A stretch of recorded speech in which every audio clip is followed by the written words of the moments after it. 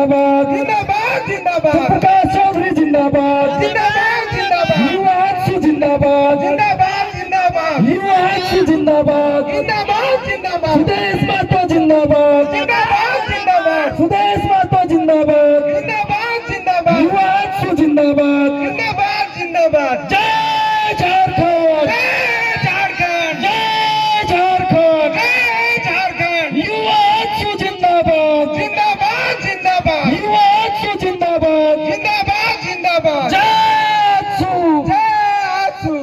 धन्यवाद। सभी लोग बैठ जाएंगे अपने अपने स्थान पे और सभी लोग हम लोग मंच खाली कर देंगे। हमारे जितने भी मूल पार्टी के पदाधिकारीगण हैं सभी से आग्रह है कि नीचे आपके मंच के दाहिने छोर पे व्यवस्था किया गया है, आप सभी लोग वहां स्थान ग्रहण कर लेंगे। आज युवा संवाद का कार्यक्रम है और युवा आजसू का है। मैं पार्टी के सभी मूल केंद्रीय पदाधिकारी जो भी सर के साथ आए हैं उन सभी पदाधिकारी व्यवस्था है, सभी पार्टी के मूल पदाधिकारियों से आग्रह है कि आप स्थान ग्रहण कर लेंगे और हम चाहेंगे कि आगे का कार्यक्रम अमित भैया आप संचालित करेंगे। बहुत बहुत धन्यवाद। हम आमंत्रित करना चाहते हैं प्रियंका कुमारी और उसके मुख्य अतिथि का वो पुष्प देकर स्वागत करेंगे जो है सो थोड़ा सबको जोरदार ताली से स्वागत भी करेंगे जो है सभी लोग से निवेदन है। ठीक है, आप लोग भी आइए, एक मिनट इधर आप। तो प्रियंका कुमारी हमारे मुख्य अतिथि का स्वागत करते हुए जोरदार लोग जो है सारे लोग जो है सारे लोग आ जाइए। बस बस बस बस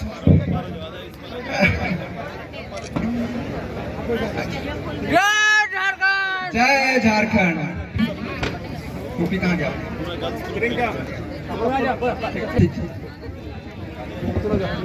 हमारे युवा नेत्री युवा आजसू के सभी युवा नेत्री की ओर से सुप्रीमो साहब का स्वागत कर रहे हैं। सभी लोग अभिनंदन तालियों के साथ स्वागत कीजिए इसे।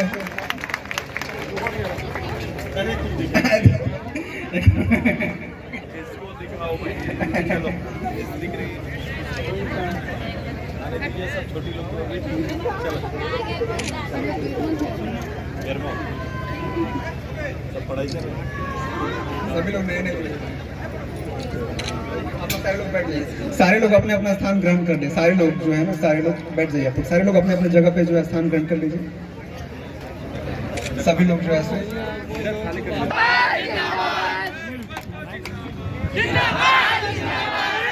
देश के चुनावी पर्व में सबसे बड़े त्योहार में जहां हर गली में जिंदाबाद के नारे लग रहे हैं, जहां देश के भविष्य की चिंता के तर्क रखे जा रहे हैं, वही आज भैया मोबाइल हटाइए भैया सामने से। आप लोग गोमिया के बाद बेरमो और हमारा नावाडी आसपास को मिलाकर यहाँ के चंद्रपुरा वगैरह सब हजारों नौजवान आज नावाडी में बैठकर अपने और अपने क्षेत्र के भविष्य की परिचर्चा में भाग लेने के लिए सबको यहाँ पर आए। मैं सबसे पहले आप सभी इस क्षेत्र के भविष्य को अपनी ओर से धन्यवाद देते हैं, आप सभी का आभार व्यक्त करते हैं, आप सभी का अभिनंदन है सभी का।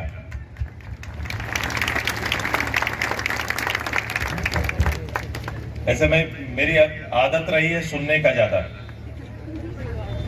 कि 16, 17, 18, 20, 22, 24 साल का नौजवान चाहता क्या है, इस राजनीति को देखने का दृष्टिकोण क्या है। कभी भी मैंने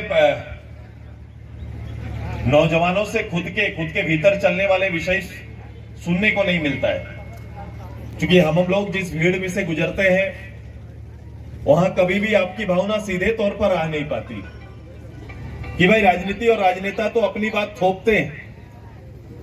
ऐसा फील होता है कि नहीं आपको कि भाई वो थोप रहे हैं मुझे भी? प्रैक्टिकली जमीन की हकीकत को कभी भी पटल पर लाके अपने घोषणा पत्र का हिस्सा नहीं बन पाता है। तो ये एक नई परिपाटी है, क्योंकि मेरी चिंता राज्य की है। मैं वर्तमान चुनाव नहीं, चुनाव के बाद चुनाव में राजनीतिक दल अपने मैनिफेस्टो के आधार पर प्रभावित करने का तो काम करते हैं, लेकिन मैनिफेस्टो में हम और मेरा भविष्य है कि नहीं, इसको भी थोड़ा देखना पड़ता है। और इस क्षेत्र में तो मुझे लगता है कि इसकी आवश्यकता है।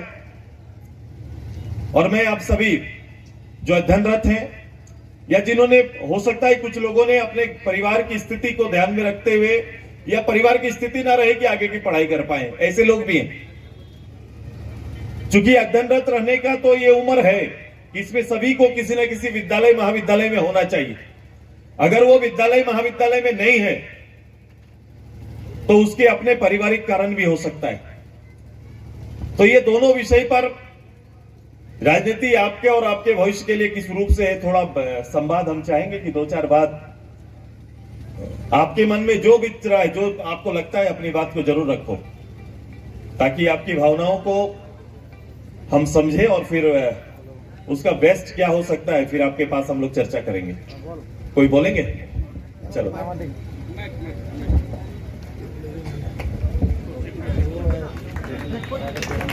बड़े भाई सुरेश कुमार महतो जी को झारखंडी जोहार समर्पित करता हूं। साथ ही में अपना परिचय बता देता हूं कि मैं वैसे गांव से आता हूं जहां बंगाल की सीमा सटी हुई है और झारखंड की सीमा लटकी हुई है। विकास को देखता हूं लेकिन कहीं ना कहीं विकास से सट नहीं पाता हूं। और मैं वैसे गांव से आता हूं जहां पूर्व अंतर्राष्ट्रीय फुटबॉल अंतर्राष्ट्रीय खिलाड़ी अजय सिंह मेरे चचा स्वरूप हैं। साथ ही पूर्व अंतर्राष्ट्रीय खिलाड़ी एंजेला सिंह, उनकी वाइफ भी आती हैं। मुझे बहुत खुशी होती है कि मैं बहुत सुदूरवर्ती क्षेत्र से आता हूं, लेकिन बहुत गर्व भी होता है कि मैं ऐसे क्षेत्र से आता हूं कि झारखंड राज्य की आखिरी जिला के आखिरी पायदान पर होने के बावजूद भी मेरे गांव से अंतर्राष्ट्रीय फुटबॉल खिलाड़ी निकल के आए हैं। मैं आपसे इस मंच के माध्यम से पूछना चाहता हूं कि जहां आज कहीं ना कहीं सोशल मीडिया का दौर है, कहीं ना कहीं यूट्यूब का दौर है, फेसबुक का दौर है, जब ये दौर नहीं हुआ था उस समय हमारे गांव से अंतर्राष्ट्रीय फुटबॉल खिलाड़ी निकल के आए थे।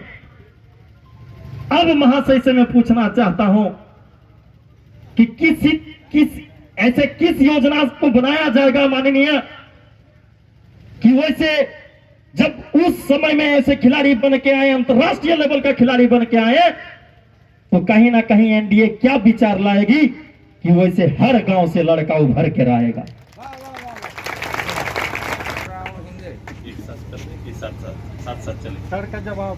मैं धन्यवाद मेरे बॉर्डर के हमारे खेल और प्रतिभा के नजदीक उसकी छांव में पलने वाले अपने नौजवान को मैं अपनी ओर से धन्यवाद। यूं तो किसी से पूछा जाए गांव में तो गली नली की चर्चा होती है, आवास, इंदिरा आवास, घर, क्योंकि जिसकी जैसा उम्र के आधार पर उसको जो आवश्यकता होती है उसकी चर्चा करते हैं। लेकिन आपने फ्यूचर स्पोर्ट्स प्लान क्या हो सकता है उसके बारे में चर्चा की है। आप देख रहे होंगे कि कुछ दिन के से भारत इतना बड़ा देश, बड़ा दुख होता था कि आबादी इतनी बड़ी, लेकिन हम लोग कभी भी इस स्पर्धा में, खेलों में हमारा कोई रैंक स्थापित नहीं होता था। केवल क्रिकेट थोड़ा ज्यादा हमारा, चूंकि ये 9, 10, 11 देश खेलते हैं तो 11 देश के अंदर में हम कभी कभी चैंपियन हो जाते थे। लेकिन ये ऐसा नहीं कि मेरा इतिहास खराब रहा है, इतिहास बहुत अच्छा था कि हम लोगों ने ओलंपिक भी जीता, वो हमारा हॉकी है। हॉकी में हमने ओलंपिक जीता, और सबसे मजेदार बात है जो कि उस ओलंपिक टीम के कैप्टन है वो एक पॉलिटिशियन भी रहे। संयुक्त जब सभा का गठन हुआ उसके झारखंड के प्रतिनिधि रहे, जयपाल सिंह मरंगोम के, उसके मेंबर रहे, और उन्होंने नेतृत्व दिया था। मैं उस परिस्थिति की बात कर रहा हूं जब भारत आजाद हो रहा था या आजादी के दरवाजे पर आया। जैसे आप बॉर्डर में थे उसी स्थिति में हम लोग भी आजादी के थे। उस समय हमारे खिलाड़ी आए थे और उन्होंने नेतृत्व किया, और वो सौभाग्य हमारा। बाद में वो लीडर बने, लीडर ऑपोजिशन बने।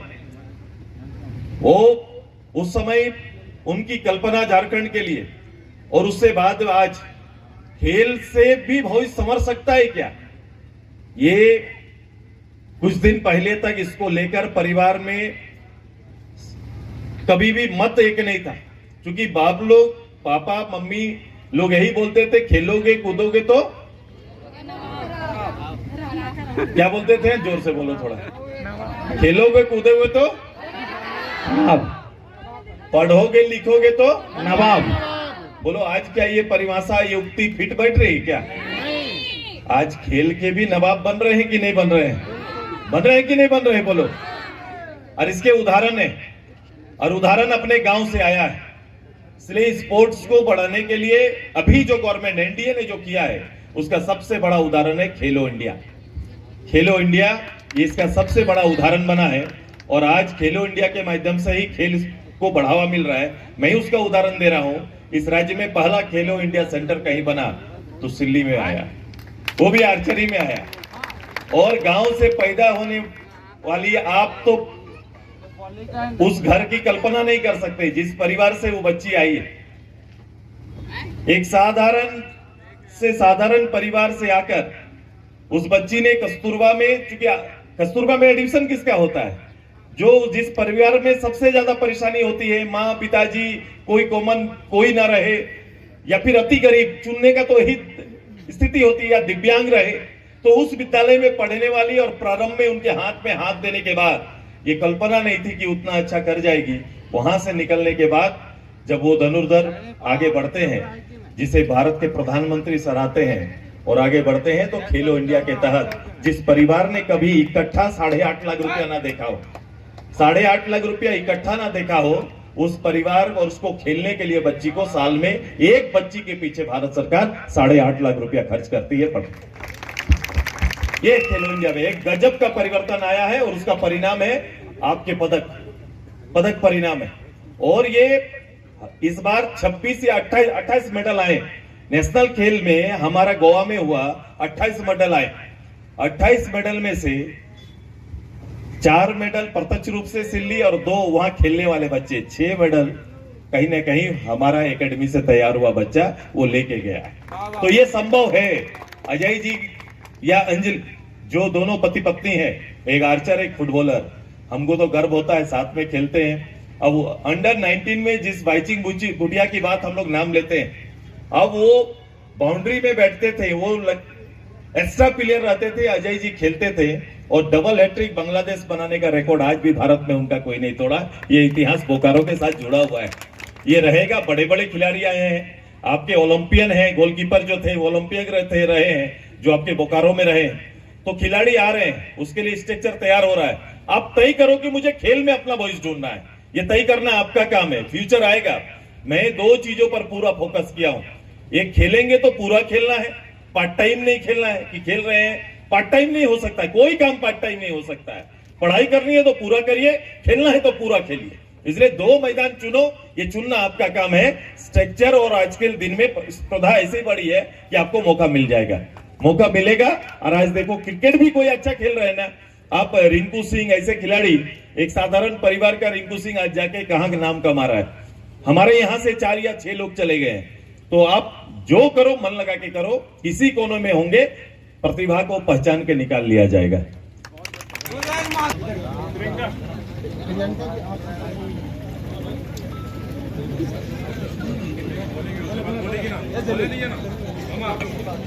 चार 5 लोग बोलिए, फिर हम अपनी बात थोड़ा रखेंगे। आप लोग बीच से हट जाओ तो मुझे सुविधा हो जाएगी। चलो।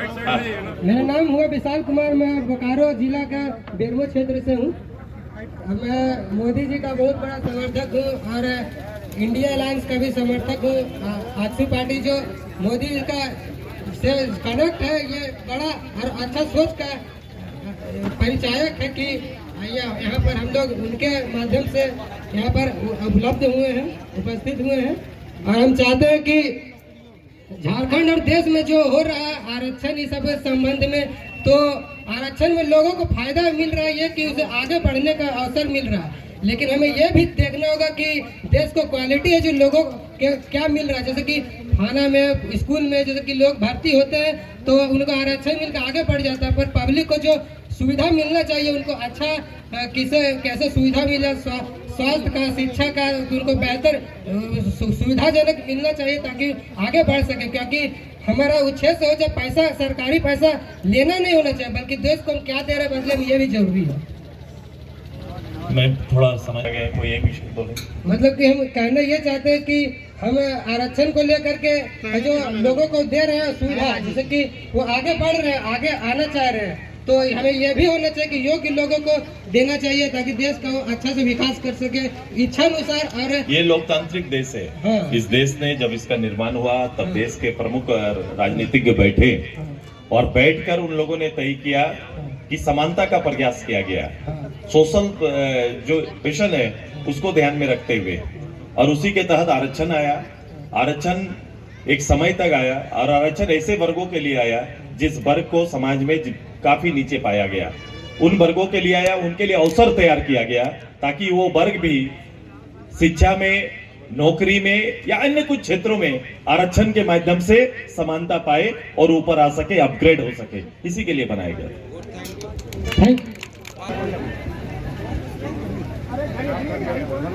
चलो बोलो बोलो बोलो बाबू। जोहार, मैं प्रियंका बोल रही हूँ बेरमो से। मेरा बस एक यही सवाल है कि महिलाओं को हर जगह पे आरक्षण क्यों नहीं मिलता? महिलाओं को हर जगह पे आरक्षण क्यों नहीं मिलता? बस मेरा यही सवाल है, चाहे वो नौकरी को लेके हो या डेवलपमेंट को लेके हो या पढ़ाई को लेके हो। आरक्षण है, आपको महिला बटालियन आया तो उसको आरक्षित किया गया, जब केवल वहां महिलाओं पुलिस की बहाली होती है। आरक्षण लोगों ने तैयार किया, हर जगह पर है। और दूसरा सबसे बड़ा आरक्षण जो आने वाला है, ये आरक्षण है आपका इलेक्शन में, जब 33% महिलाओं के लिए पार्लियामेंट में जगह बनने जा रहा है, ये सबसे बड़ा आरक्षण आपके लिए आने वाला है। और मैंने भी इसको किया है। मुझे याद है कि जब मुझे पंचायत चुनाव के लिए मुझे नेतृत्व दिया गया, जब इस राज्य में पहली बार पंचायत चुनाव हुआ, तो मेरे पास सरकार प्रपोजल लेके आया था कि भाई पंचायत चुनाव कराना है तो आरक्षण महिला को देना है। प्रपोजल था उसमें भी 33%। मैंने उसको बढ़ा के मैं बोला समान चलने वाला, पुरुष नारी दोनों बराबर है, तो दोनों बराबर है तो अधिकार भी बराबर होना है, उनको हमको अपग्रेड करना है। मैंने 50% रिजर्वेशन दिया, आज 57% महिला नेतृत्व पंचायत में जीत के आती है, इसी का वजह है। और एक हम्बल रिक्वेस्ट है आपसे कि जैसे गवर्नमेंट जॉब होता है तो उसमें हमारा कास्ट को लेके मिलता है छूट, तो हमारा यही रिक्वेस्ट है कि महिलाओं को 35% छूट मिलना चाहिए गवर्नमेंट जॉब को लेके अलग से, चलो आपकी बात जैसे बिहार में मिला है। हाँ, वहाँ कुछ काम बिल्कुल महिला आधारित किया। एक्चुअली आप कभी ये समझते हैं कि जो सरकार है, जो वर्तमान सरकार है, ये सरकार का कभी मुखिया का डिबेट सुने हैं क्या? सरकार के एज ए लीडर हमारा फर्क क्या है? ये एक बहस को जितना करता है। हम अपने अगुवा, हम तो जीतते हैं, वोट सीट लाते हैं, सीट के आधार पर नेता का चयन होता है। अब बताओ, नेता में क्षमता होना चाहिए, नेता का कोई पृष्ठभूमि होना चाहिए। बिना पृष्ठभूमि, बिना क्षमता को आके कभी कभी जब लीडरशिप आ जाता है, जब सोने के चम्मच में परोसा जाता है, तो निश्चित रूप से वहां बैठकर राजनीति का प्रयोग हो सकता है, राजनीति का कोई आविष्कार नहीं हो सकता है। वही सच्चाई से हम लोग गुजर रहे हैं। ये हो ही नहीं रहा है, क्योंकि आपने मुझे क्या करना है, मैनिफेस्टो में हम लोग खोजते हैं कि मैं किस कमिटमेंट के साथ आया हूं। 400 की पोती थी इनकी, 400 शर्तें रखा कि मैं आऊंगा तो इन शर्तों को पूरा करूंगा, लेकिन उन्होंने कभी भी वॉइस एक्सचेंज नहीं होता है। मैं अपने शब्दों को कभी भी दूसरे के साथ, हम दूसरे के शब्द और हमारे शब्द में चलना चाहिए, उनके विचार आने चाहिए, ऐसा देखने को ही नहीं मिलता। मैं एक नए वातावरण की ओर जा रहा हूं। मैं उस पीढ़ी के साथ अभी बात कर रहा हूं जो पीढ़ी कल का झारखंड है। ये कल का झारखंड है और कल का झारखंड को मैं उस रूप से देखना चाहता हूं, कम से कम राजनीतिक अनभिज्ञता ना रहे, राजनीति से ओतप्रोत हमारा नौजवान रहे, जिनमें वो क्षमता रहे नेतृत्व करने का। नेतृत्व मतलब वोट में चुनाव लड़ना मात्र नहीं है, नेतृत्व घर परिवार में भी हो सकता है। एक अच्छा घर परिवार का बेटा अपने परिवार का बेहतर नेतृत्व दे सकता है, एक बेटी बेहतर नेतृत्व परिवार में दे सकती है। और ये कमोबेश चलता है। चलता किस रूप से है कि घर के अंदर माँ घर की जिम्मेदारी जब कभी देती है 4 भाई में, 3 भाई में, 2 बहन में, तो निश्चित रूप से घर का कोई इंपॉर्टेंट काम वो किसी ऐसे लोग को घर में उनके दिमाग में सेट हो जाता है कि मेरा 4 बच्चा में से सबसे जिम्मेदार बच्चा कौन है, और उसी के हाथ में देती है। ये फाइल रखना, ये कागज रखना, ये पैसा रखना, कुछ भी जिम्मेदारी उनके हाथ में देती है तो मां तय कर लेती है। जीवन में चलते चलते उसी तरह आपको भी तय करना है कि भविष्य में चलते चलते एक जिम्मेदार सोसाइटी का मेंबर बनके, ताकि सोसाइटी आपको खड़ा होके दे कि इनके हाथ में ताकत होना चाहिए, इनके हाथ में नेतृत्व होना चाहिए, ये आपको तैयार करना पड़ेगा। मैं धन्यवाद देता हूं। बिल्कुल हमारी शुरुआत बहुत कम उम्र में हुई और 25 साल में आप सोच सकते हैं जिस अवस्था में आप हैं, मैं वहां 26 साल में देश का पहला कैबिनेट मंत्री बना। मैं 25 साल में जब गया था, मैं विधानसभा में पिछले बार भी लोगों को कहा कि मुझे बिहार विधानसभा घुसने नहीं देते थे। कहां से ये लड़का कैसे हो सकता है एमएलए, ये प्रश्न और सोच चलने लगा कि आप कैसे जीत सकते हैं। ये एक इतिहास है, मैं बात करूंगा, लेकिन ये इसको कंप्लीट करना है। ये केवल हर लोग एमएलए नहीं बन सकता, हर कोई एमपी नहीं बन सकता है। और एमएलए एमपी लक्ष्य भी नहीं था मेरे, जब चले थे तो ये लक्ष्य भी नहीं था बहुत ज्यादा कि मुझे उस पे जाना है बोलते। लेकिन मैं सोसाइटी का हूं, सोसाइटी को देना चाहता हूं। मैं आज भी आकर, मैं आप चिंता मेरी कहां वापस आ गई, मेरी चिंता वहां आ गई क्योंकि मैं गांव घर में डगमगाता हुआ नौजवान को देख रहा हूं। ये इसलिए कोई राजनेता का सबसे बड़ा चिंता वही होगा कि अपने प्रदेश के अंदर में एक बड़ी शक्ति, 13 लाख मेरा यहाँ का शक्ति नौजवान बाहर काम करने के लिए गए, रोजी रोटी के लिए गए। वो रोजी रोटी केवल कूली बनकर नहीं गए, ग्रेजुएट लोग, पोस्ट ग्रेजुएट लोग भी बाहर हैं। क्योंकि घर परिवार में अगर कोई काम पकड़ते हैं तो मेरा सर्टिफिकेट मेरे बीच में आ जाता है और मुझे कहीं ना कहीं हीन भावना होता है कि मैं, लोग क्या बोलेंगे कि भाई ये ग्रेजुएट है फिर भी देखो जाके कुली का काम कर रहा है। लेकिन परिवार चलाने के लिए आप देखेंगे जो लोग भी इस राज्य से बाहर हैं, वो ग्रेजुएट, पोस्ट ग्रेजुएट भी हो सकता है, लेकिन परिवार चलाने के लिए वो सर्टिफिकेट को ताक में रखकर हैदराबाद में किसी बिल्डर के यहाँ काम कर रहा है। यही वहां हकीकत है, कोई जाके बड़ा नौकरी नहीं कर रहा है और ये हकीकत है और इससे चल रहा है। और हमने देखा है, मैं इनको देखा है, बड़ी संख्या में हमारे एरिया से लोग जाके कहीं ना कहीं इसी रूप में रह रहे हैं। हमारा परिचय बदल दिया लोगों ने। इस स्टेट को बाहर में लेबर स्टेट के रूप में देखा जाता है। जिस परिवार के 1 लाख से ज्यादा परिवार के सदस्य जो बेसिकली गुमला, खूंटी, रांची, लोहरदगा आसपास की बेटियां दिल्ली में किसी न किसी बाबू के घर में दाई बनकर काम कर रही है, उस घर में किसी मिलेगा तो हमारे ही परिवार की बेटी मिलेगी। ये फर्क है। और मैंने कभी कहा था कि मेरा राजनीतिक लक्ष्य बड़ा स्पष्ट है। केरल से जब बेटी निकलती है, परिवार से बाहर जाके काम करना गलत बात नहीं है, लेकिन फर्क है कि हमारी बेटी दाई बनती है और जब केरल की बेटी निकलती है वो नर्स बनती है। ये दोनों में फर्क है। वो नर्स बन के जाती है और हमारी बेटी दाई बन के जाती है। इस पे ऊपर काम करना है, ये हमारा लक्ष्य है। और आपको खड़ा करने के पीछे आपकी जरूरत क्या है? इस उम्र में जरूरत क्या है कि कोई परिवार गरीब है, बच्चा तेज है लेकिन नहीं पढ़ पा रहा, विद्यालय आपके खाली है, विद्यालय एक पारा टीचर से चल रहा है। 1 to 5 का स्थिति देखो, जो मैं हमेशा कह रहा हूं कि एक टीचर जो सरकारी काम में व्यस्त है लेकिन पढ़ाई नहीं हो रही। घंटी आधारित हो रहा है क्या पढ़ाई हो रहा है क्या गांव के विद्यालय में? घंटी आधारित पढ़ाई नहीं हो रहा है। सरकार ने और तय कर दिया कि आप पास स्कूल है, माने 1 to 10 तक फेल किसी को नहीं करना है। तो कंपटीशन ही नहीं है जीवन में। वो खेल रहा है, आप उसको बोल भी नहीं पाएंगे कि आपका रिजल्ट खराब हो जाएगा। बोलो, वो तो बोलते हैं ऐसे तो पास हो जाते हैं, तो आप बोल के क्या होगा भैया, पास तो हो ही जाएंगे बोल के। अब बताओ, कंपटीशन का युग है कि नहीं? सरकारी नौकरी घट रहा है, सरकारी नौकरी नहीं बढ़ेगा, ये सच्चाई है।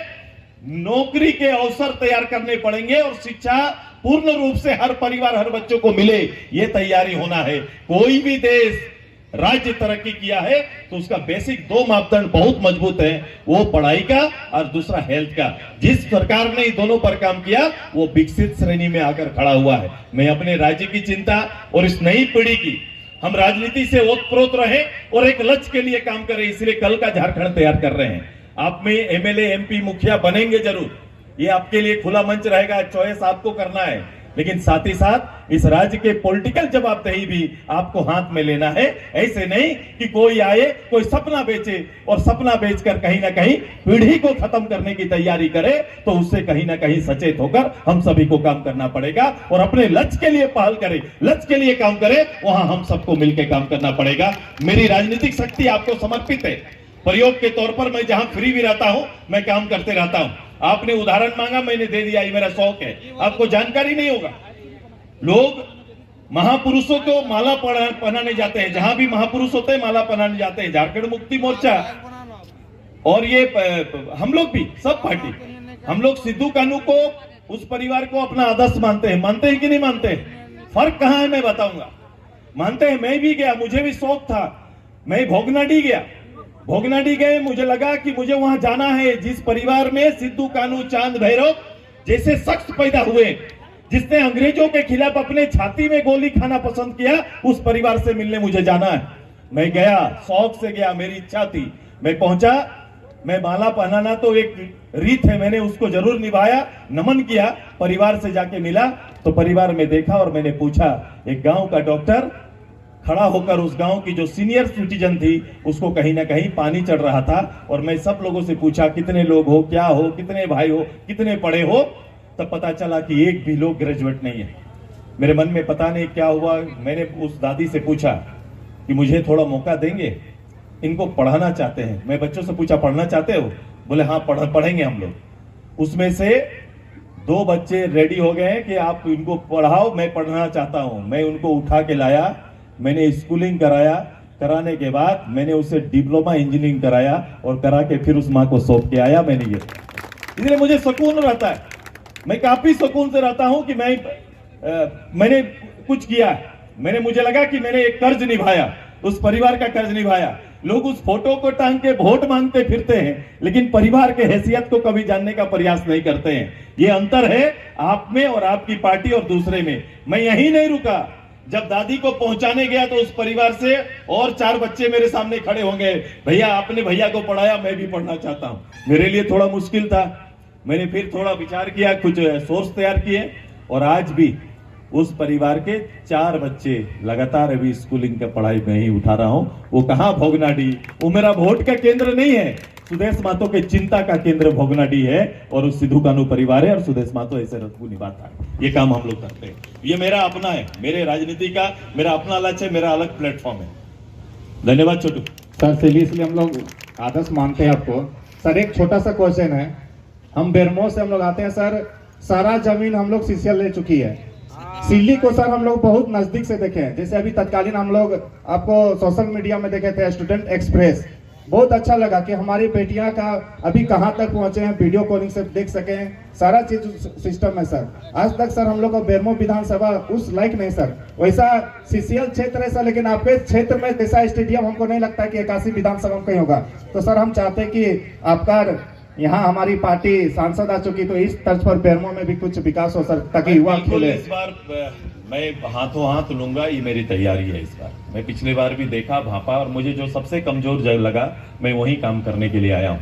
राजनीति की बेसिक परिभाषा भी नहीं सिखाया जाता है पॉलिटिकल दल की ओर से।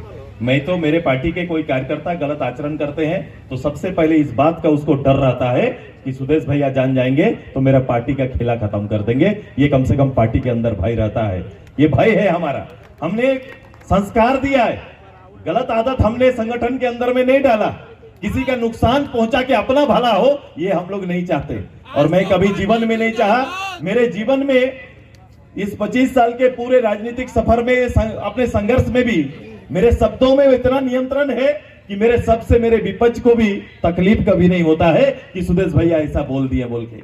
मैं स्टूडेंट एक्सप्रेस जो उनकी चर्चा कर रहे हैं, मैंने अपने यहाँ पर अभी हम क्या कर सकते थे, मैं तो सरकार नहीं था, मैं मंत्री नहीं था, विधायक था, लेकिन मैं बोला मैं जैसा लीडर बैठ कैसे सकता है काम करने वाला। मैंने तुरंत तय किया, चूंकि विद्यालय समिति के हम लोग अध्यक्ष होते हैं, मैंने तुरंत अपने हाई स्कूल्स को चयन किया, क्योंकि हाई स्कूल्स के अंदर में अभी भी ब्लैक बोर्ड से पढ़ाई होता था। मैं बोला दुनिया बदल गया, जिस माँ बाप के पास पैसा है वो इंग्लिश मीडियम में बच्चों को पढ़ा रहे हैं, लेकिन ये मेरा दोस्त क्या हो सकता है मेरे बच्चों का, चूंकि उसके माँ बाप गरीब हैं, मैं ऐसा होने नहीं दूंगा। मैंने IIT कानपुर के साथ कांटेक्ट किया, उनका एक पूरी टीम है जो भारत के विभिन्न जगहों में टॉप 10 में अच्छा काम करती है। मैंने उससे संपर्क किया, उनके साथ मेरे पूरे विधानसभा में 37 हाई स्कूल है, 37 हाई स्कूल का विद्यालय के साथ एग्रीमेंट कराया, और आप देखेंगे कि आप विद्यालय में IITN द्वारा बनाया हुआ कोर्स मैथ, इंग्लिश, साइंस का आप बोर्ड के जगह, जो ब्लैक बोर्ड होता था उसके जगह स्मार्ट बोर्ड से पढ़ाई शुरू करा दिया। स्मार्ट बोर्ड से बच्चे पढ़ रहे हैं।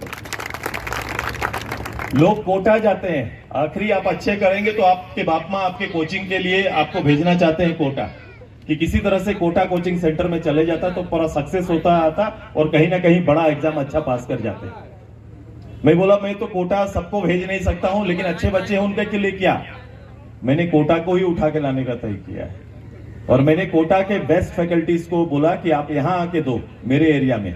और हमने उड़ान नाम से अपना कोचिंग सेंटर अभी शुरू किया और coaching centre free coaching centre शुरू किया जो यहाँ लोगों को मिलता है।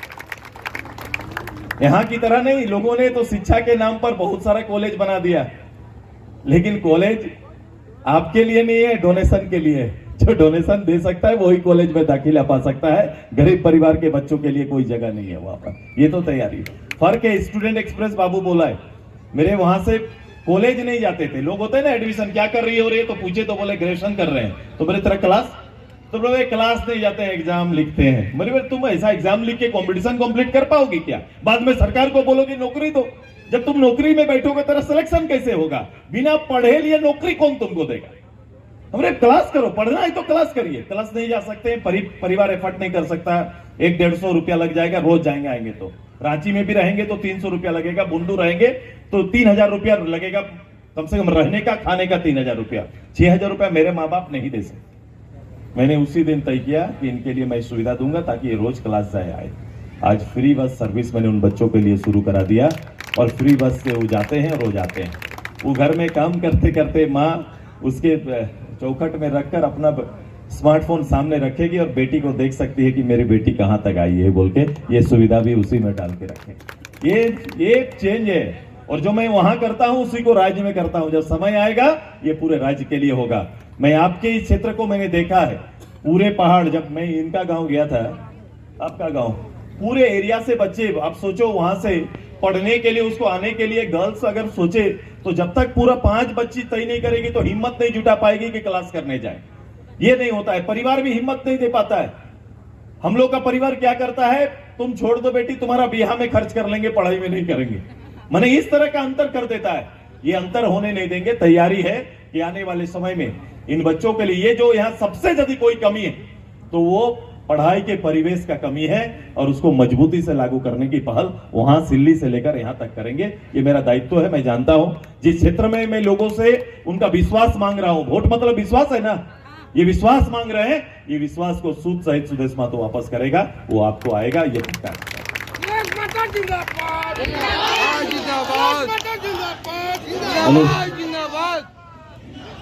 सबसे पहले सर झारखंडी जोहार मेरे तरफ से, और मैं अपना परिचय देना चाहता हूं कि मेरा नाम अरसल मरांडी है और मैं चंद्रपुरा से हूं। 4 साल पहले नवीन भैया ने मुझे आजसू पार्टी में ज्वाइन करवाया और आजसू पार्टी के जो मोटिव है वो मुझे बताए। इससे मैं प्रेरित हुआ और आपसे भी मैं प्रेरित हुआ कि कम उम्र में जो व्यक्ति विधायक बने वो युवाओं के लिए जोश ला सकते हैं। पर मेरा मुख्य जो सवाल है, जेएमएम ने आज तक आदिवासियों को ठगते आया, तो आदिवासियों के प्रति आपकी क्या सोच है? देखो, मैंने पूछा था मेरे महाधिवेशन में, अगर आप मेंबर रहे तो मैंने कहा था कि मैं बड़ा स्पष्ट हूं, जिस समुदाय का सबसे बड़ा एक जमात हमारे यहाँ पर है। सबसे पहले कि आपका दृष्टिकोण क्या है, ट्राइबल को कैसा देखना चाहते हैं। मैंने मुख्यमंत्री को बोला कि ट्राइबल कैसा देखना चाहते हैं। ट्राइबल को ऐसा देखना चाहते हैं कि 5 किलो अनाज, 15 किलो अनाज या 35 किलो अनाज के भरोसे केवल जिंदा रहे, ये ट्राइबल देखना चाहते हैं कि ये देखना चाहते हैं कि मरम गोंके की तरह वो देश का प्रतिनिधित्व करे, ऐसा ट्राइबल देखना चाहते हैं। मैंने पूछा था मुख्यमंत्री जी को, मैंने कहा था कि आपकी दृष्टि बदलनी चाहिए। केवल जिंदा रहने के लिए हमारा इतना बड़ा समाज नहीं है, बल्कि ये समाज प्रकृति पूजक समाज है और प्रकृति पूजक समाज हमारा बेस्ट संरक्षक भी है।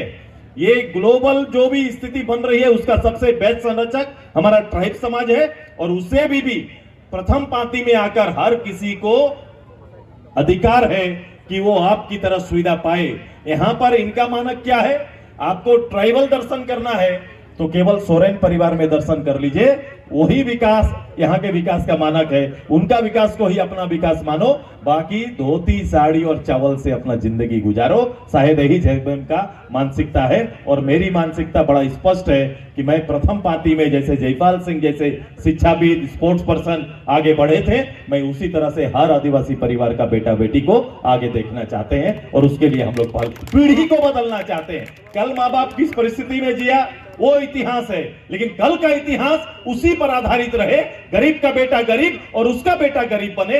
माँ क्या था, पूंजी क्या है रे, माँ लाल कार्ड, बेटा लाल कार्ड, उसका बेटा लाल कार्ड। ये परिपाटी को सुदेश महतो समाप्त करना चाहता है और हर परिवार का बेटा बेटी को खड़ा करके उसको उसकी काबिलियत के आधार पर उसको कहीं ना कहीं प्रमोशन देके आगे ले जाना चाहता है। यही हमारा दर्शन है। बहुत बहुत धन्यवाद सर।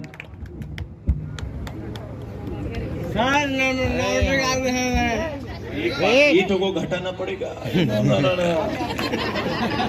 ये आज के दिन का सबसे खतरनाक चीज है कि नहीं बोलो? अभी चुनाव में जिसको पता ही नहीं मैं क्या कर रहा हूँ, पता ही नहीं कि हमको करना क्या है, बस सबको डाउन कर लिया और बोल रहा है ये तो शक्ति है, बस मस्त रहो, हम भी मस्त रहेंगे। ऐसे ही लोग अभी काम करने वाले यही तैयारी करते हैं। तो लोग परिपाटी को बदलोगे कि नहीं? बदलोगे परिपाटी को? साथ दोगे सबको?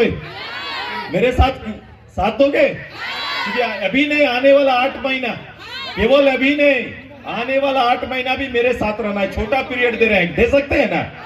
साथ दे सकते हो सबको? एक साल मुझे सुनाई नहीं दे रहा है, जोर से बोलो, साथ देंगे?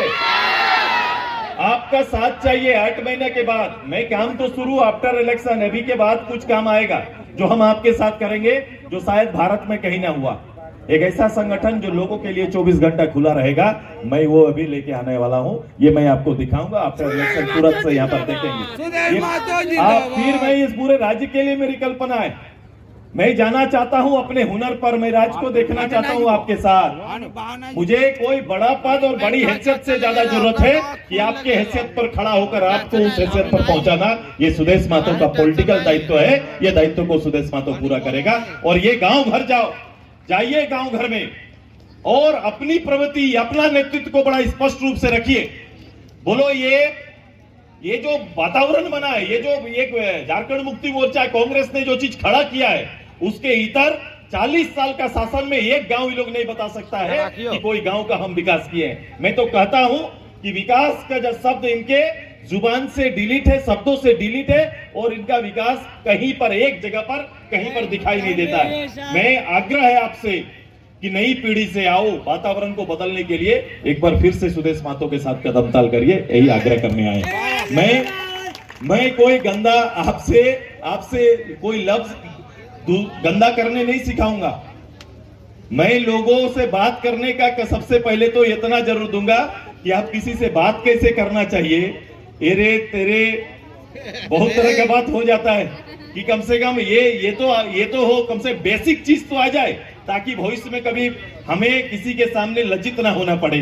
कम से कम ये आचरण तो रहेगा और ये आचरण सिखाएंगे। कोई भी बोलेगा ये उनके साथ रहा है, आप अपने 5 साल 2 साल रहने के बाद अनुभव करेंगे कि दादा के साथ रहने का फर्क क्या पड़ा है। ये फर्क आपके जीवन में आएगा साथ में रहने का। और सब अपने अपने लक्ष्य पर रहो। कोई जरूरी नहीं कि एक आदमी का लक्ष्य बनाने के लिए सबको उसके पीछे जाना पड़े, ये ऐसा नहीं होना चाहिए। सबको अपने लक्ष्य के साथ जीने का अधिकार है। और अगर आपका लक्ष्य निहित नहीं है उस शर्त में, तो आपका जिंदाबाद करना बेकार हो जाएगा। मैं आपकी शर्तों के साथ मैं पॉलिटिकल मैदान में हूं। जो आपके जीवन के जो शर्तें हैं वो मेरी प्राथमिकता है, उस प्राथमिकता को हम लोग पूरा करेंगे। ये लोह नगरी वगैरह आसपास में मैं जो देखता हूँ, यहाँ जानते हो ना, पॉलिटिकल में कई साल से मैं अपने भी शोध करते रहता हूँ, सोचते रहता हूँ कि आखिर ऐसा होता क्या है, ऐसा क्यों हो रहा है। इसका कारण भी मैं ढूंढ के आता हूँ और लेके देखता हूँ कि पब्लिक भागीदारी की तो बात होती है, लेकिन अंततः कोयला में हिस्सेदारी का चर्चा ज्यादा होने लगता है कि लोग आपके भविष्य के, आपका धूल, आपको होने वाले नुकसान पर चर्चा कम करने लगते हैं। हमें उस पर भी ध्यान रखना है। 1.5 लाख परिवार, मैं ये जानता हूं कि 1.5 लाख परिवार हमारा स्पेशल स्टेटस पे, जो मेरा मापदंड था, स्पेशल स्टेटस में जिन विषयों को मैंने रखा था वो मेरा आज भी जिंदा है। यहाँ से 10,000 लोग को दिल्ली में बैठाया था, मेरा मांग खत्म नहीं हुआ, वो मेरा डिमांड है और उसमें से एक काम खाली आज तक पूरा हुआ है। शेष के लिए मैं संघर्षरत हूं और मेरी तैयारी है कि आने वाले समय हम लोग 1.5 लाख परिवार उनको खोज के निकालेंगे। मैंने अपने सांसद को कहा है कि आपने ये विस्थापित लोगों के लिए जो कोर्ट जो बना था कि भाई लोग सीधे कोर्ट का सामना नहीं कर पाएंगे, उसके लिए कोर्ट बना है ताकि लोग अपना पीढ़ी के लोग जो जिनका खेती वगैरह गया है वो लोग अपना कम से कम निदान कर पाए, नियोजन हो पाए, उनके घर में नौकरी हो तो नौकरी सुनिश्चित हो पाए। अभी और एक काम करना है, ये 1.5 लाख परिवार का मैंने आदरणीय प्रधानमंत्री, गृह मंत्री, जिससे बात करना पड़े आपका बेटा बात करेगा। इन परिवारों का जिनका जमीन गया है, अब अगली लड़ाई यही है कि वो परिवार अगर खनन वहां काम खत्म हो गया तो उसका उपयोग फिर से या तो किसान करे या उसके परिवार को करने के लिए दिया जाए। इसके लिए जरूर हम बात करेंगे, इसकी पहल जरूर हम करेंगे। ये एक मेरा एक विषय है जो मुझे लगता है कि उस बहस का हिस्सा होना चाहिए, ताकि किसी को आज के दिन में नया कोई इंडस्ट्री खड़ा नहीं हो पाता है, नया कोई बांध तैयार नहीं हो पाता है। उसका कारण यही है क्योंकि पहले ही इतना बड़ा घाव दिया हुआ है कि आगे कोई इसके लिए आगे नहीं बढ़ता। तो तैयारी करनी है कि इससे आधारित फैक्ट्री आए। हमारे यहाँ पावर प्लांट कहाँ बन रहा है, पुरानी चिमनियां जल रही है और उसी में नौकरी खोज रहे हैं। नई चिमनी कहीं जल रहा है क्या? नया चिमनी, नया इंडस्ट्री आ ही नहीं रहा है। नया इंडस्ट्री नहीं आएगा तो पलायन होगा। इस पलायन को रोकने के लिए भी पहल करेंगे। समय आने दो, मैंने 8 महीना मांगा है, चीजों को बदल दो। इस कोयलांचल, बोकारो, धनबाद, गिरिडीह, ये आसपास का हर परिवार हम लोग साथ मिलकर काम करेंगे और राजनीति की एक नई परिभाषा को गढ़ेंगे। ये हमारा संकल्प है और इस संकल्प को आपके साथ मिलकर पूरा करेंगे। धन्यवाद आप सभी का। मैं अशोक कुमार चपरी ग्राम से जुआ परवारी नवाडी का रहने वाला हूँ। सबसे पहले अपने सुप्रीमो को अभिनंदन, आभार व्यक्त करता हूँ कि हमारे जुआओं को कुछ बोलने का मौका दिया। अब मैं कहना चाहूंगा कि इस समस्या से यहाँ पलायन की बहुत बड़ी समस्या है और ये समस्या जो है कोयले से है, या कोयला यहाँ तो खत्म हो चुका है, अब नया एम्पावरमेंट जनरेट नहीं हो रहा है और इसके लिए यहाँ से ये सुविधा हो। चलो मैं धन्यवाद देता हूँ। मैं एक बार मेरा एक क्वेश्चन आया था कि हम लोग इस बात पर बहस करें कि कोयला अभिशाप की वरदान है। ये तो बात होना चाहिए, चर्चा होना चाहिए। आज लेके जाओ इसको, मेरे इस बात को लेके जाओ कि झारखंड में मिलने वाला कोयला या खान संपदा हमारे लिए अभिशाप है कि वरदान है, होना है ना? ये दोनों को एक बार आप अपने दिमाग में रख लेना। और थोड़ा इस चुनाव के बाद हम लोग फिर से यूथ टीम, जब हम 22 तारीख को हमारा तय है, मैं भी पार्टी के स्थापना दिवस में 22 तारीख को हम लोग रांची में जुटने वाले हैं। मैं थोड़ा एडवांस बता दिया आपको, 22 जून को हम लोग जुटेंगे। पूरे राज्य का जो यूथ टीम अभी तैयार हो रहा है, 22 जून रांची में जुटेंगे। उस दिन निश्चित रूप से इस बात को मैं रखूंगा, आप लेके जाना। मैं चाहूंगा कि आपके बीच से कोई लड़का खड़ा होकर मोराबादी में 1 लाख लोगों के बीच में इस बात को चर्चा करे। झारखंड के मिलने वाला ये खान संपदा हमारे लिए वरदान की अभिशाप, इस पर चर्चा जरूर करना। बस ये विषय आपको देके जा रहा हूं। हो गया? चलो एक दिन में इतने करते हैं क्या? जी सर, नमस्कार। मैं दीपू कुमार अग्रवाल, नावाडी के ऊपर घाट से। आज हम सब युवा साथी युवा संवाद में निश्चित तौर पे एकत्रित हुए हैं, लेकिन हम यह जानना चाहते हैं कि आपके द्वारा समूह जेएसएलपीएस का वरदान दिया गया था, लेकिन अभी जो स्थिति है जेएसएलपीएस का, एक मनरेगा मजदूर को 272 रुपए दिया जाता है प्रत्येक दिन, लेकिन जेएसएलपीएस डीआरपी के पोस्ट पे महिलाएं जो काम करती है उसे मात्र 233 रुपए के हिसाब से दिया जाता है। क्या यह संभव है अपने जिंदगी को यापन करने के लिए? देखो, ये मेरा सपना है।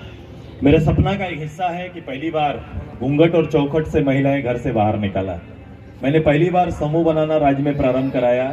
समूह आज शक्ति बनी, उसका सबसे बड़ा उदाहरण आज भी लज से भटका हुआ है अभी जरूर, लेकिन बावजूद आज राज्य का सबसे बड़ा शक्ति बनकर रही है कि नॉन बैंकिंग सिस्टम में आज के दिन में गांव के अंदर में अगर कहीं भी किरात बिरात 50,000 रुपया का जरूरत पड़ता है तो सखी दीदी के पास ही होता है और उसके लिए उसे कभी भी जमीन या गहना बंधक रखना नहीं पड़ता है। ये सुनिश्चित आपके अंदर में कर दिया। 2 बजे रात को कोई मैनेजर खोलेगा क्या बैंक? 5 बजे बंद होता है, अगर 4:30 बजे गए तो बोल देंगे कि बैंक बंद हो गया, होता है कि नहीं? लेकिन देखो कि आपका भाई ने जो करिश्मा किया है, जो बदलाव लाया है। एक तो दीदियां बाहर आई, कभी रैली का हिस्सा नहीं होती थी, वोट को लेकर वो कभी भी जागरूक नहीं थी। पहले होता था परिवार जो बोलेगा, आप पूछने जाएंगे वोट किसको देना है तो एक और बापे जाके को होता, हम लोग यही बोलते थे कि एक और इनके फादर जिनको बोलेंगे उन्हीं को दे देंगे, उन्हीं को देना है। हम लोग थोड़ी करते हैं, महिला तो लाइन में जाके खड़ा होके कब वोट देके आती, लेकिन अभी नहीं, अभी बदला हुआ है। अभी दीदी जहां बोलेगी उस परिवार को वोट देना पड़ रहा है। ये बदलाव हमने खड़ा कर दिया है, ये चेंज लाया है। और मैंने कहा कि बैंक बंद हो जाता है तो सखी दीदी का बैंक खुला रहता है। रात भर में कभी भी किसी बेटी का एडमिशन कराना हो, किसी को आपात में हॉस्पिटल जाना हो, ये जिंदा चलता फिरता बैंक है जिसके लिए कोई गार्ड नहीं रहता है और कोई एप्लीकेशन लिखना नहीं पड़ता है। जाओ, मांगो और लेके आओ, और जिसका सूद का प्रतिशत भी 1 या 2% से ज्यादा नहीं होता है। ये गारंटी कम से कम हुआ है। JSLPS में बहुत काम करने की जरूरत है, समय का इंतजार करो, आने दो। इस राज्य को बदलाव का सबसे बड़ा केंद्र बनेगा महिला संगठन। धन्यवाद सर।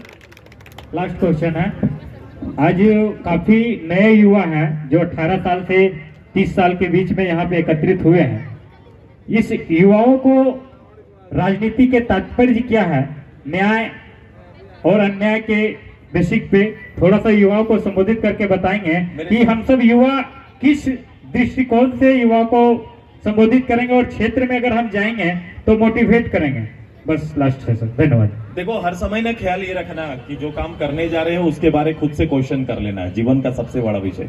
मैं एक बता रहा हूँ, कब भी कोई डिसीजन लेते हो ना तो उस डिसीजन का क्वेश्चन खुद पे लाओ कि मैं ये करने जा रहा हूँ, उसका अच्छा पार्ट और बुरा पार्ट, ये दोनों पर बहस होने देना खुद के अंदर। और जब बहस होके जब आपके अंदर से जो जवाब आएगा वही काम करना, यही सबसे बड़ा उदाहरण है, इससे ज्यादा और कुछ नहीं। क्योंकि आदमी के पास दोनों जवाब रहता है, दोनों परिस्थिति के जवाब आपके मन में चलेगा, यस और नो दोनों चलता है यार। दोनों में जिसका भारी पक्ष होगा उसको अपना लेना, बस यही मेरा आग्रह है। और आप आज के दिन हमसे जुड़े हैं, हमसे मिले हैं, आप सब काफी एक्टिव हैं। परिणाम बेहतर करेंगे ना, रिजल्ट बेहतर होगा ना, आप परिवेश को बदलेंगे ना, बदल सकते हैं कि नहीं? चलो खड़ा हो जाओ, ज्यादा देर नहीं बैठना है, एकदम मेरे साथ आधा घंटा 1 घंटा काफी है। इसके बाद हम लोग ब्लॉक लेवल पर भी आएंगे तो अपना जिंदाबाद करेंगे ना, जुआ अच्छू जिंदाबाद होगा कि नहीं होगा? चलो ए मेरा छोटू, देखो मेरा नजर तुम पर है, खड़ा हो जाओ, चलो चलो। देखो इसको भी तो समझाना है मुझे, क्या ये भी हम लोग का काम है, वर्तमान पीढ़ी को संभालना और आने वाली पीढ़ी को रचना, दोनों काम है ना, 2 काम 2 जिम्मेदारी हमारा, दोनों जिम्मेदारी हम लोग निभाएंगे।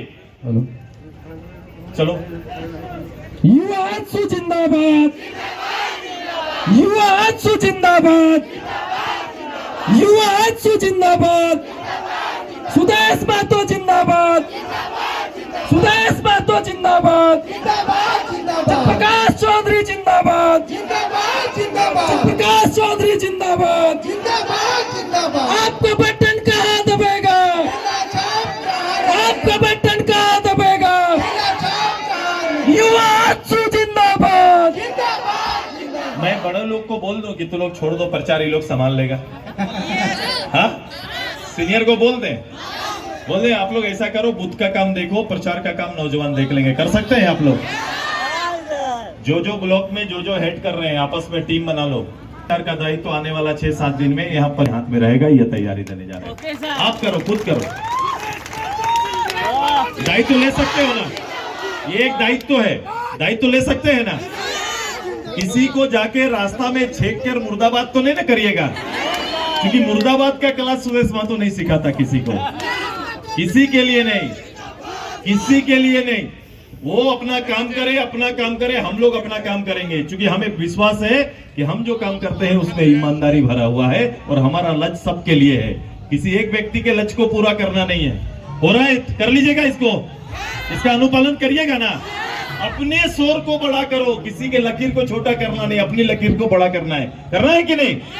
चलो आजसू पार्टी, आजसू पार्टी। मैं आपके सामने एक काम यहाँ कर रहा हूँ, 15 साल तक हमारे इस क्षेत्र में, जिसको मैं देख के काफी प्रभावित रहा, नेतृत्व करने वाले शिवा महतो आज हमारे बीच में नहीं है। झारखंड आंदोलनकारी है क्या? नहीं है ना हमारे बीच। उनका बेटा आज आपके साथ शामिल होने वाला है, उनकी पूरी शक्ति आपके साथ शामिल होने वाली है। जोरदार ताली से उनका सम्मान करिए।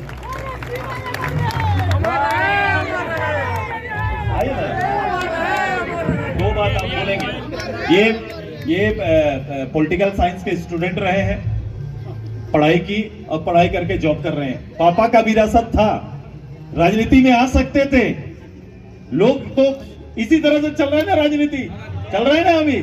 लेकिन इन्होंने साधारण हो गए, बाप एमएलए थे, वो अपने कर्म से थे, मैं ही ने पढ़ाई किया, मैं नौकरी कर रहा हूं। सोचो, ये भी एक परिवार है और हमारे घर में है। मैं इस परिवार का सम्मान करता हूं। और उनके 15 साल, वो बहुत ज्यादा पढ़ाई लिखाई डिग्री नहीं था, लेकिन विनोद बाबू का सबसे अगुआ नेता वही था। विनोद बाबू के लिए सारी तैयारी वही करते थे।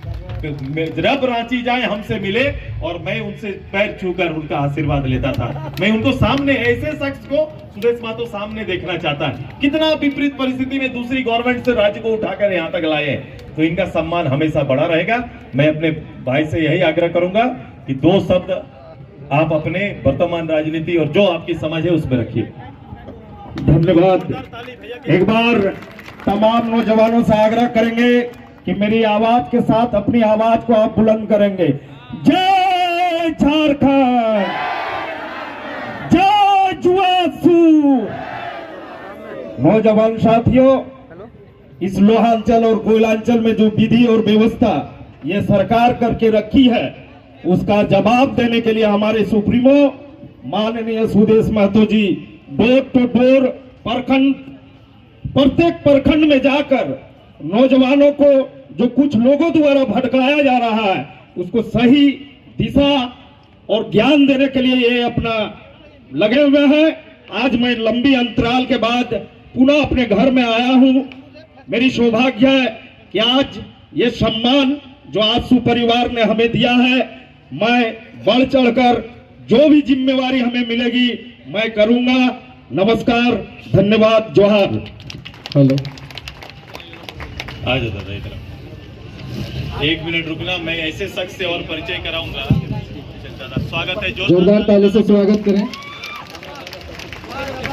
ये आपका दिया हुआ, पापा का दिया हुआ। देखिए, जिनकी आवाज से कोयलांचल लोहांचल गरजता था, उनका बेटा आज आजू परिवार के सामने आज सेवा देने के लिए आए। एक बार दादा के लिए जोरदार ताली होगा ना। शेरे शिवा महतो अमर रहे, शेरे शिवा महतो अमर रहे। मैं एक सक्सेस स्टूडेंट से मिलाऊंगा, गरीबी से जाकर उठकर कैसे आईआईटी में जिनका चयन होता है, देश के प्रतिष्ठित कंपनी में काम करते हैं। आज फिर सुदेश महतो से उधर से घूम के आके सुदेश महतो को ज्वाइन करने के लिए पलामे में वोट दे के भाग के फिर यहाँ आपके यहाँ आए हैं। मैं उस शख्स को यहाँ बुलाता हूँ कि इनको अपनी ओर से बधाई और धन्यवाद देते हैं। ये अपनी कहानी खुद बोलेंगे आज। जय झारखंड, जय झारखंड, जय आजसू। सुदेश महतो जिंदाबाद, श्री सुदेश महतो जिंदाबाद। चलिए, मैं आपको पहले बता दूं, ज्यादा आपका टाइम नहीं लूंगा। मैं वैसे तो मैंने अपनी पढ़ाई आईआईटी दिल्ली से की है। मैं पेशे से मैकेनिकल इंजीनियर हूं और मैं काफी दिनों तक ऑलमोस्ट 14-15 सालों तक कॉर्पोरेट में काम किया। जेके टायर आप लोग जानते होंगे, जेके टायर का मैं ब्रांड मैनेजर, मार्केटिंग मैनेजर और प्रोडक्ट मैनेजर भी रहा हूँ। इंडिया हेड कर रहा था मैं। उसके बाद योकोहामा टायर, एक जापानीज कंपनी योकोहामा टायर, उसमें काम किया। सेंचुरी प्लाई में काम किया, टीवीएस टायर में काम किया। उसके बाद मैंने देखा, एक्चुअली मैं कॉलेज के टाइम से ही श्री सुदेश महतो जी के नेतृत्व को मैं देख रहा था और समझ रहा था कि झारखंड की धरती पर एक ऐसा युवा आगे आ रहे हैं, ऐसा मेहनत कर रहे हैं जो किसी बाप दादा के नाम पर आगे नहीं, अपने कर्म और अपने काम पर आगे बढ़ रहे हैं और वो हर किसी को आगे बढ़ाने का काम कर रहे हैं। एक ऐसे नेता हैं जो जमीन से उठ करके राष्ट्रीय और अंतर्राष्ट्रीय लेवल पर पहचान बनाने के बावजूद भी एक चूल्हा लेवल के कार्यकर्ता के लिए भी सुलभ हैं। हर समय आप इनसे मिल सकते हैं, कभी भी किसी भी परिस्थिति में मिल सकते हैं। जबकि दूसरी पार्टियों का, बड़े नेताओं की तो बात छोड़ दीजिए, जिला लेवल पे भी, जिला के भी एक अगर अधिकारी से मिलना होता है तो 10 लेवल को क्रॉस करना होता है, 10 लेवल को क्रॉस करना होता है। इसलिए मैं अगर देखता हूं कि अगर कोई युवाओं का अगर हितैषी और झारखंड का भविष्य अगर कहीं पर है, तो मुझे लगता है कि अगर श्री सुदेश महतो जी को अगर हम मुख्यमंत्री के रूप में देखें तो ही यहाँ का एक विकास हो सकता है, तभी यहाँ का एक युवा हक से हर जगह जी सकता है।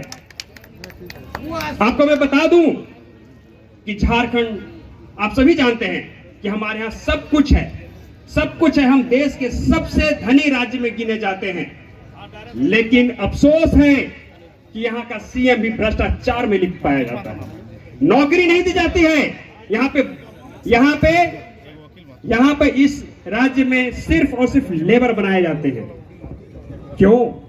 क्योंकि अगर आपने ऐसा नहीं किया, लेबर उन्होंने नहीं बनाया, तो उनकी बाप दादा के नाम पर चलती हुई राजनीति नहीं चल पाएगी। इसलिए यहाँ पर अभी मैं बहुत समय से देख रहा था कि मैं कैसे जुड़ूं। वैचारिक रूप से तो मैं तब से जुड़ा हुआ था जब से झारखंड में विशेष राज्य की दर्जा थी, या फिर जब से मैं कॉलेज से पास आउट हुआ था तब से मैं जुड़ा हुआ था वैचारिक रूप से।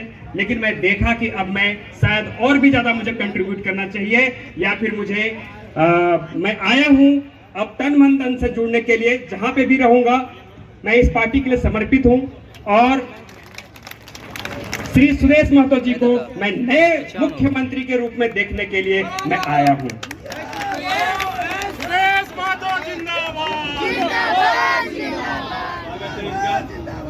पहले भाई का स्वागत जोरदार करो। लोग नीचे से ऊपर जाता है, फिर ऊपर से देखता नहीं। ये ऊपर से देख के नीचे देखने आया है। ये अपने परिवार का नया IITian पॉलिटिशियन अब आपके बीच में काम करेगा, और मैं आज ही इनको ड्यूटी देता हूं। पढ़ाई के क्षेत्र में, इस क्षेत्र में आपको योगदान देना पड़ेगा। इनको योगदान आपके यहाँ पर हम लोग कराएंगे, ये योगदान देंगे आपको। एक और अधिवक्ता, अब इतना काम हो जाए और अधिवक्ता ना रहे, लॉयर ना रहे तो चलेगा क्या? अधिवक्ता ऐसे मेरे आदरणीय, जिनका नाम ही वकील महतो। सोचो माँ बाप ने क्या सोच के किया, या फिर माँ बाप ने जो सोचा ये करके दिखाए। क्या किए थे भैया? धन्यवाद धन्यवाद। वकील महतो अधिवक्ता है और महासचिव है अधिवक्ता संघ बेरमो के तेनुघाट। इनका हम लोग हार्दिक स्वागत करते हैं, अभिनंदन करते हैं। इन्हीं से सुनेंगे संक्षेप में 2 बात। झारखंड प्रदेश के युवा सम्राट के रूप में परिचय पाए हैं हमारे आजसू के अध्यक्ष महोदय माननीय सुदेश महतो जी और उपस्थित युवा साथियों। सब रहना, छोटो खड़ा रहना, 2 मिनट खड़ा। मैं व्यक्तिगत रूप से इनके विचारों से सहमत होकर, आजसू पार्टी के सिद्धांतों से प्रभावित होकर मैं ये पार्टी ज्वाइन कर रहा हूं। आज से मैं आगे इनके निर्देश का पालन करूंगा। आज मात्र इतना ही आपको आश्वस्त करना चाहता हूं। धन्यवाद। जोरदार ताली बजाओ, ऐसा थोड़ा होता प्यार।